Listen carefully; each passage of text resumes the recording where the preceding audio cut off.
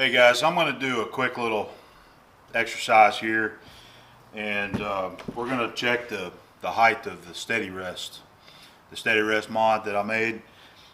So what we're going to do is we're going to take this big piece of steel here. Alright, this is some 5-inch chrome plated rod. This is a piece that I've been holding on to for a while. It's still in good shape, it just needs a little polishing, you know. So I'm going to chuck this up in the Victor lathe.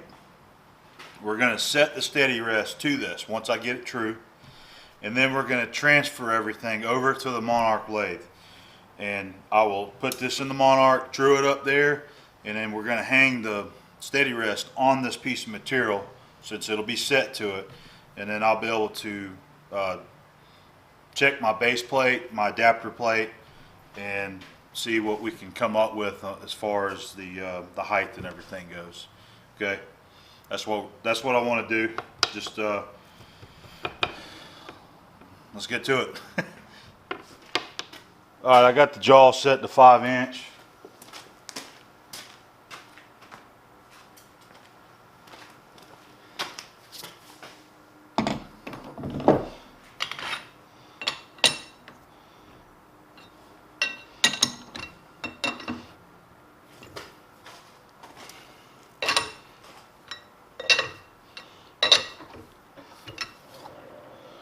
Out a little bit.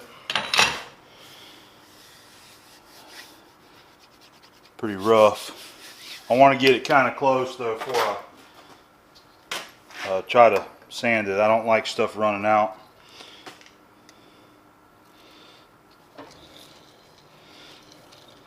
Okay, so a good 1/8 of an inch. These are high.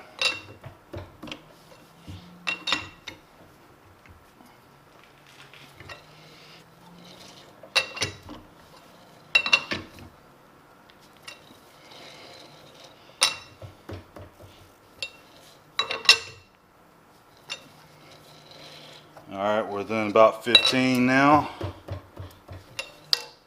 Oop. Bumped it.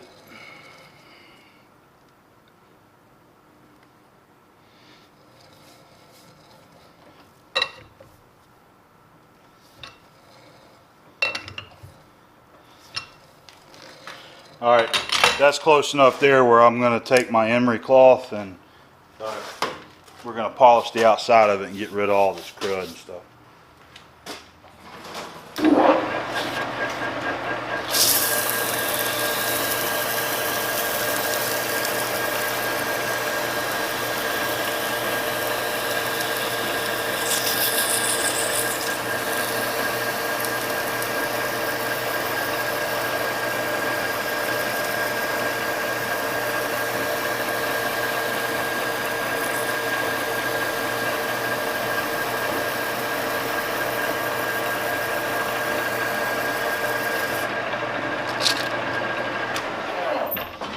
Alright, that's the chrome plating on it, on this material here, and you can see the imperfections in the chrome, all in little spots. There's a couple scratches, so I can see a few scratches in there. And you know, that rod that this came out of, this was a long piece. I remember cut a little section out of. That's why it was replaced, because it had gouges and scratches in it. Alright, I'm going to go ahead and finish truing this thing up now. So I'm going to come on back down to the chuck in here, and I'm going to see how close this one was. It's about 1 thousandths, not much.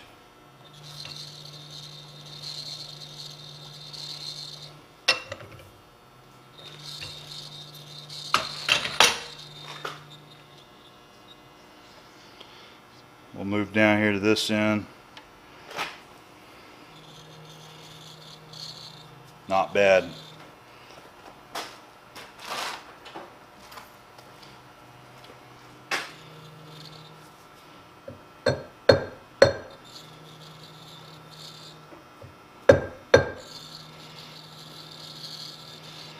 Alright, that's probably about 1/2 thousandths right there.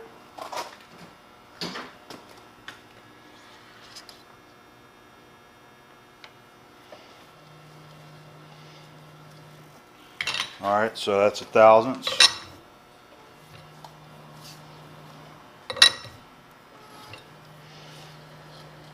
That's 1.5. All right, we'll come back down here one more time and check this side. Okay.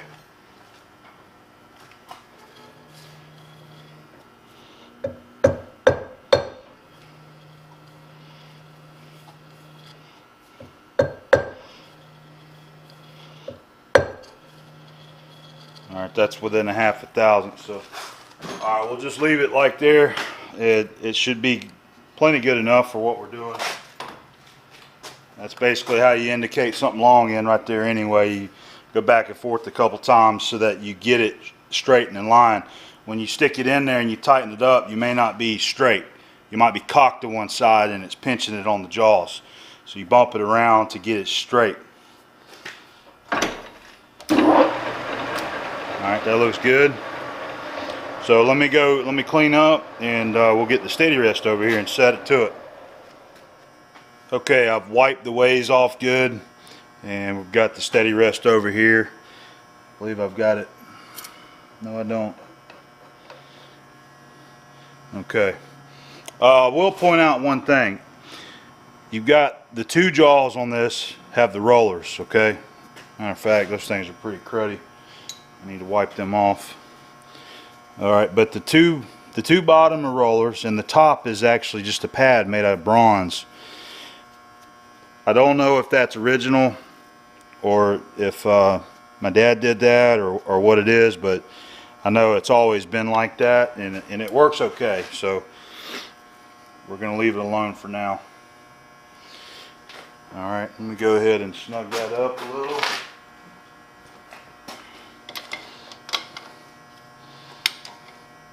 Okay, I'm going to go ahead and I got it in low. That's only about 60 RPM.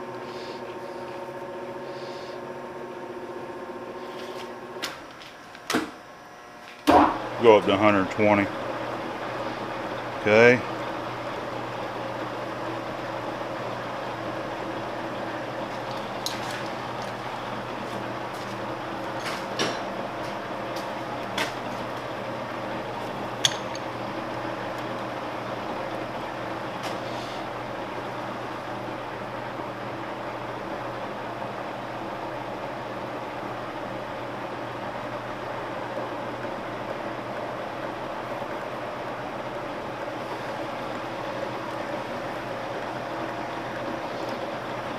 Alright, those two are set. The top is just tightened with that hand nut there. And you just adjust it down, just like that.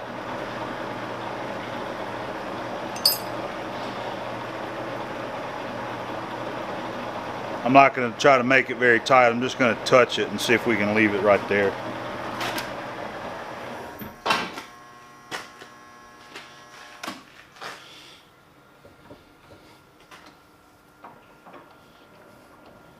Let me see if I can move it off.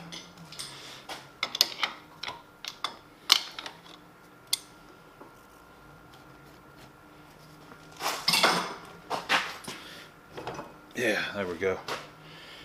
Okay. So steady rest is set to this, as you've seen. So I'm going to take this out, go to the Monarch, get it indicated just like I did here, and then I'm just going to set this steady rest on here. And then we'll do our comparisons.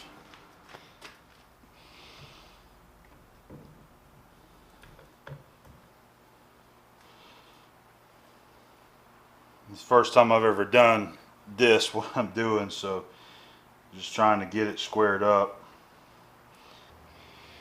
I think that's pretty good right there. Alright, and here's my plate that I made. Hey, look at that, the center of it. Looks like a heart now. Alright, I've already wiped these down good.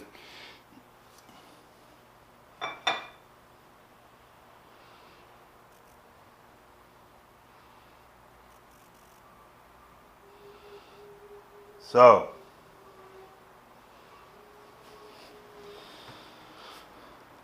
I thought you guys said that I need to drop it down. It looks like I've got to come up with it. So this is centered on a piece of stock, right? And all right, I'm just trying to level it out some. Look at that. So let's see what we got there.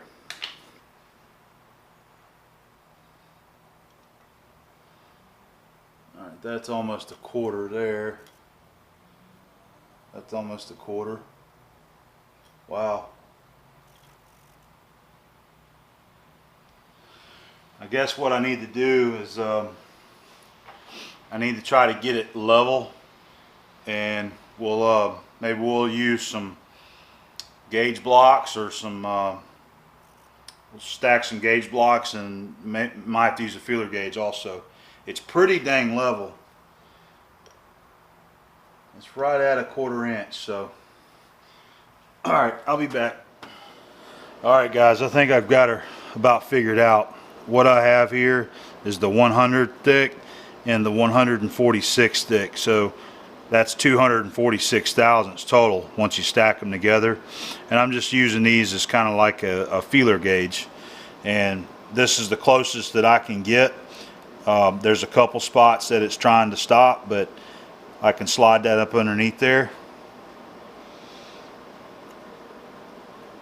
on both sides like that. And I can also come to the back side here, and I can tell I've got maybe another thousandths or two clearance on this side, so we're not perfect level this way, but you know, that's close enough. I can come over to this side. I've got a little bit of resistance back here on this back corner, and again over here.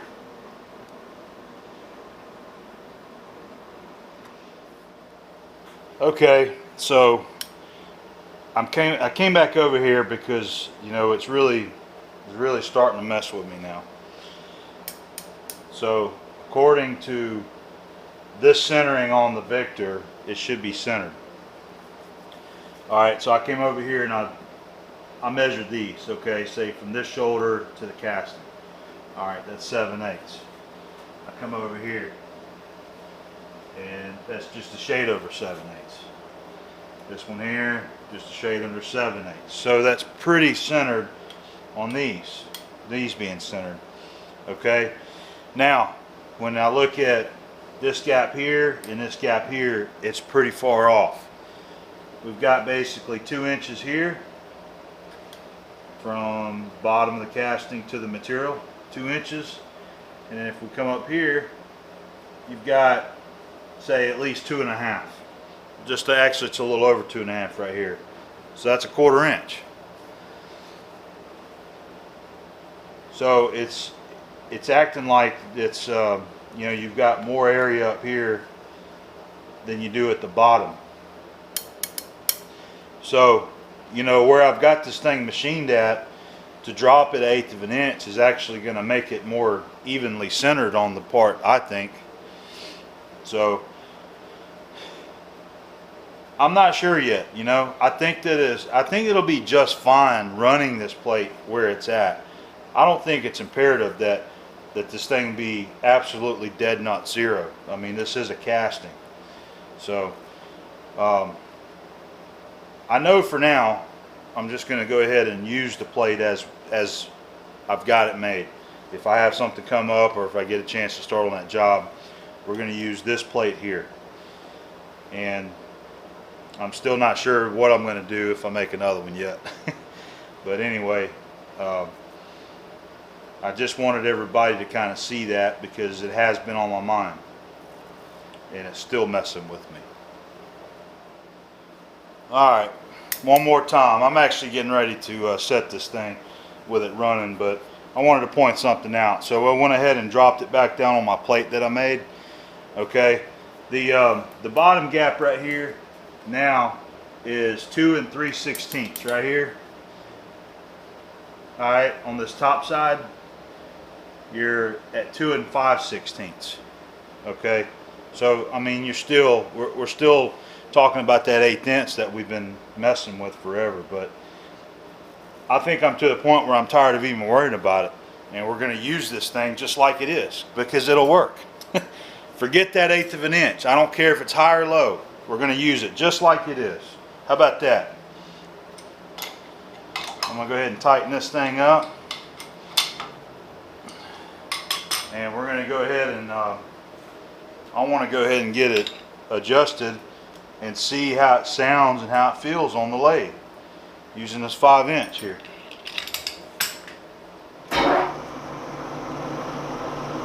Okay, nice.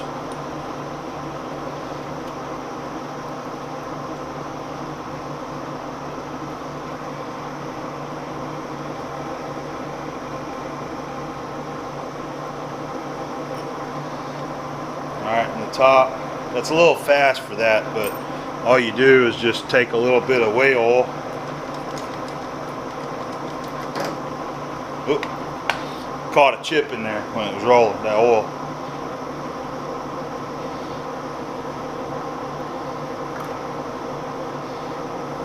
Okay, it'll work.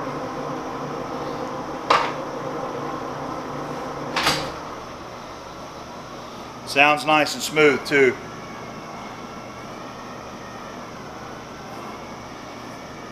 Alright guys, that's going to be it.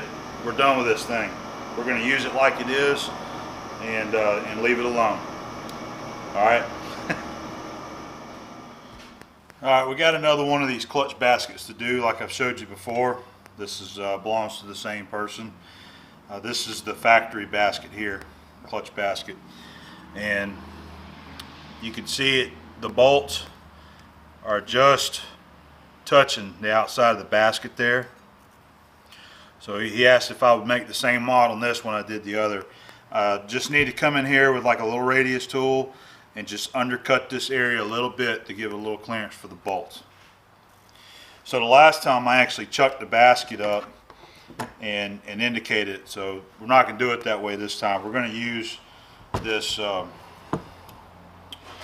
expanding mandrel of mine, and the way this works, you have a mandrel here that expands. You have the taper on the inside that matches this taper here, so you can take your part and that sleeve fits in there nice. So just slide it up in there and position it on there where you want. Bring that down on there. And then what I usually do is I go over to the anvil and I bump it on a piece of aluminum or a wooden block. That was where I picked it up there, see? So we'll go ahead and go over there. I'll show you how I tighten it up. And after that we'll go to the lathe and get it chucked up. Alright, so I got aluminum block here on the anvil. I've got it kind of pushed on there tight by hand. I'm going to take it just like that, and it should be seated tight on the inside of this. It's like a race. It should be tight on there, and it's plenty tight for what we're doing anyway. We're just going to be making some really light cuts on there, and it'll run nice and true with that ground bore in there. Alright, I just put it in the forge jaw. It's not very tight. You can see it moves there, so I left it like that so that I can run my center up here to it.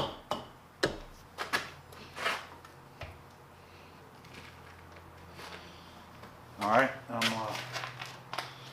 just true it up.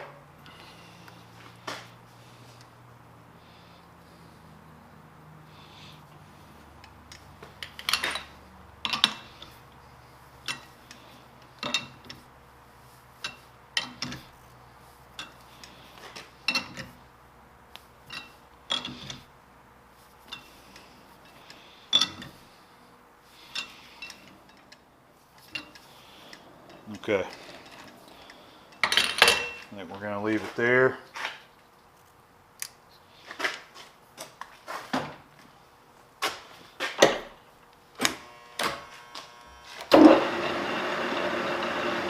Alright, you see, looks pretty good.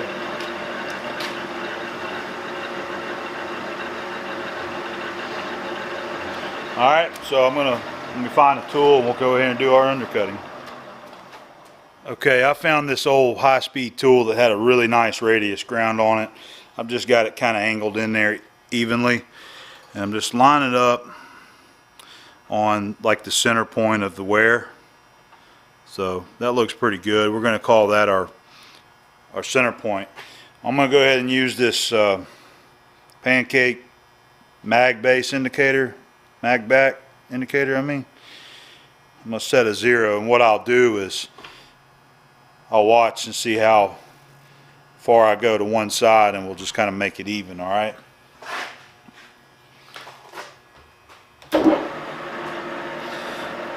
Alright, so let me make sure I'm in the center there again. Alright.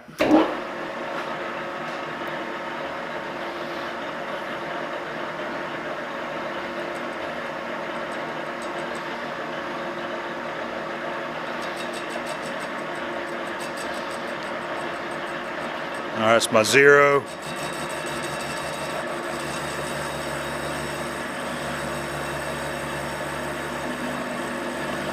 Alright, it's 30 thousandths.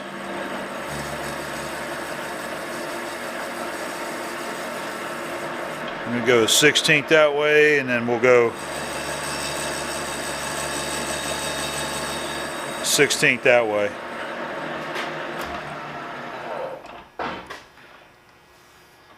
And that's probably plenty for clearance there, but I want to go ahead and take another 30 thousandths.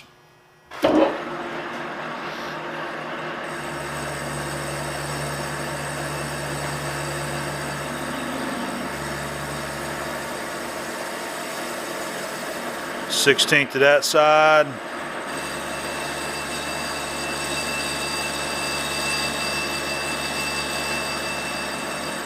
Alright, 16th to that side.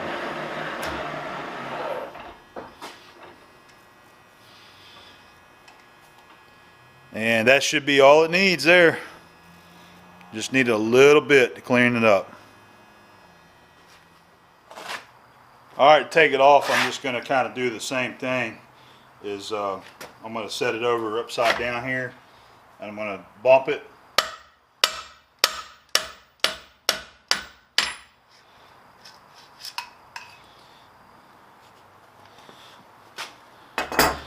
Alright, there it is.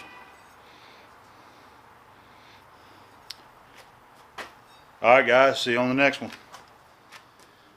Hey guys, well, it's come to my attention that some of my viewers don't know what an edge finder is or how an edge finder works. So, you know, we've never really discussed how an edge finder works in the videos before. I guess we use them just assuming that everybody knows what they are and the proper ways to use them. So that's probably why I never really went into depth on them. So I thought I would make a quick video here for the guys who don't have a full understanding of what an edge finder is, and we'll show them and talk about how to properly use them. So these are my edge finders here, and you normally have two different sizes. One here is a Starrett, that's my small one, and then my larger edge finder here is a Brown and Sharp. The smaller edge finders, like the Starrett here, is usually a 3/8 diameter body, and then the tip here that moves, this is ground to 0.200, 200 thousandths. And on the big one, the larger one here, this is 1/2 inch, 0.500, you know, 500 thousandths, and you also have an end that moves. A lot of people consider these wigglers, but a wiggler is a different type of centering, an edge finder. These are considered edge finders here. So how this is used is, again, this end moves here. It's attached on a spring on the inside there. You can actually kind of pull it and you can see it come apart a little bit. So, you know, you put this in your spindle in a collet or drill chuck, typically a collet, you'll get a better run out. But anyway, you take once this is running, and you want to find an edge of a part. We're going to use these as some examples here. I got a little block of steel here and a piece of round. If you want to find the edge of this part so that you can offset somewhere on this block, either to the center or 1/4 inch over from the edge, something like that, accurately using an edge finder, you turn this on and you come up slowly, pushing the table over into the edge finder, and you watch it until that end straightens up. And then whenever you see that tip kick over like that while it's running, you're on the edge of the part. So to find the true edge of it, because once you do that, you'll be on this edge here, on the edge of the edge finder. You take half of the diameter of the edge finder, which in this case would be 0.250, 1/4 inch, and you move the table over 1/4 inch, and then you'll be exactly in line with the edge of the part there. And then from there, you can move the table over the desired movements that you want. If you wanted to find the center of something like this using an edge finder without taking the 250 thousandths plus, you know, and then 0 and then moving over, you can just take, say if I wanted to find the center of that, this is 1.25 inches. So half of that's 5/8, half of this is 1/4 inch. You add those two together. Once you find the edge, you move it over and then you're in the center. Same way on a piece of round stock. If you want to find the center of a piece of round stock, this is a piece of 1 inch. You know, you bring your edge finder over to it. Same way, you see it line up, and then you'll see that bottom end kick over a little as it's spinning. All right, you want to find the center of it to do, say, like a keyway. You take half of this, and move it over. You'll be right dead nuts in the center of it. So in this case here, you would move 500 thousandths plus a 1/4 inch, which is half of that. So you move 750 thousandths, and then you'll be in the center of this piece of round stock here. And so that's how an edge finder works there. And on the smaller one, it's the same way. Usually these little small ends here are more useful for just finding the corner edge of a part, say like the corner of your vise jaw, or if you've got a part kind of sunk down in the vise and you've got your jaw sticking up on both sides and you want to find the center of it. And specifically, like using a digital readout, you can come over and find the edge of one jaw, 0, move over, find the edge of the other jaw. You hit half on the digital readout axis that you want to move, and then you'll bring it to 0, and then you'll be in the middle of your part. That's how it works on the new wall anyway. I'm not sure about the other ones that have a half command on them. So maybe that was informative there, and I thought what we can do is go over to the mill and just use these two pieces as an example and find the center of them, and maybe that'll help some of the guys out that haven't really fully understood how the edge finders work. Okay, we've got our block set up in the Kurt vise here. We're going to use the 1/2 inch diameter edge finder. All right, and our block is an 1.25 inch block. You can see there, using a 1/2 inch diameter edge finder. So we'll go ahead and find the edge first, and then we'll move it to the center. We'll get it down about halfway or so. We're going to turn it on, and you see it wiggling a little bit. You can just come up here and kind of touch it. All right, now it's really wiggling. All right, so I'm going to move the table over. Now we're starting to touch and center up on it, so I'm moving it just nice and easy and waiting for it to straighten up. You can watch it, okay, you see you're really close there. And some guys actually, instead of waiting for it to kick off, they just consider that the edge. I like to watch it kick off. So we're gonna move the table over lightly, and it just kicked off. And I'll show you, that was a bad angle. You can see how it's kicked off right there to the side. Okay. So now we're on our edge here. I'm going to set my dial over here on the hand wheel to 0. Alright, if I want to move it over and find it to get exactly on the edge, we're going to take half of this, 250 thousandths. Alright, so that's 250. And if we kind of center this up a little, we'll bring it down, and you can see that it looks like it's centered on this edge. Now if I wanted to go to the center of this block, I'll zero out my dial again over here. So 1/2 inch and a quarter is 5/8. So I'm going to take 625 thousandths. So it's 2, 400, 625 thousandths. Now we're in the very center of that block. Alright, I changed the camera angle so you can see it a little better. So we're going to find the center of this piece of 1 inch round stock using a 1/2 inch edge finder. Okay. You can go ahead and just kind of push it over, clear your part, and run down. And what you want to do is kind of eyeball, come up there to it. I like to try to get it more of in the center of this distance here. Alright. And I usually like to go ahead and unlock the dial here so that I don't risk moving it once I'm finding the edge. Same thing, just come over to it. Light and easy, watching for that edge to kick over. Alright, there it is, it's kicked over.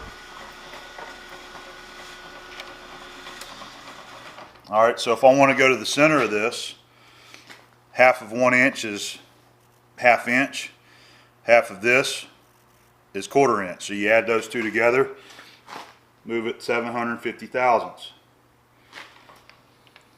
2, 4, 6, 7, and 50. There's 750. And now we are in the center of that shaft. You can drill you a hole in the center or mill you a keyway or whatever you want to do. Alright guys, I hope that helps some of the guys who didn't understand now how this is used. Don't forget that the principles are the same for using the smaller diameter edge finder also. Alright guys, we'll see you later.